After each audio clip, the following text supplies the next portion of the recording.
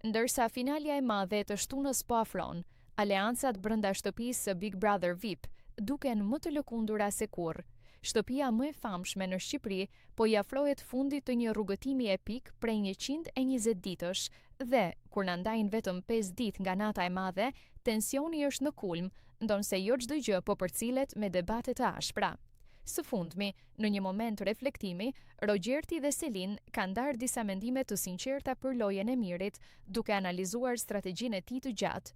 Duke pranuar me një lloj paaftësie për të ndryshuar rrjedhën e gjërave deri më tani, Rogjerti u shpreh: "Kjo ka qenë loja e Mirit që 120 ditë këty brenda. Ne kemi luajtur si top futbolli me Mirin, duke i bërë thirrje Selinit që të mbajnë syt hapur në këtë metër të fundit, pasi ora tashmë numëron mbrapsht." Rogjerti ka vijuar më tej duke zbuluar detaje që kanë ngritur dyshime të forta mbi vërtetësinë e veprimeve të Mirit, duke pretenduar se kishte vënë re tentativat e tij për të inskenuar një pëlqim ndaj Nikol. Ai tregoi se Miri i drejtoi Nikol me pyetje të koduara si "A je dakord për atë gjën?" dhe kur Rogjerti e pyeste për çfarë bëhej fjalë, ai nuk jepte asnjë shpjegim. Prandaj unë Mirit nuk i kam besuar fare.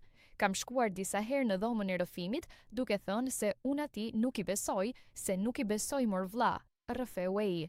Edhe Selin ka ndarë pak kënaqësitë e saj, duke u ndalur te një pretendim i Mirit se ajo i kishte parë atë me një 23 vjeçare.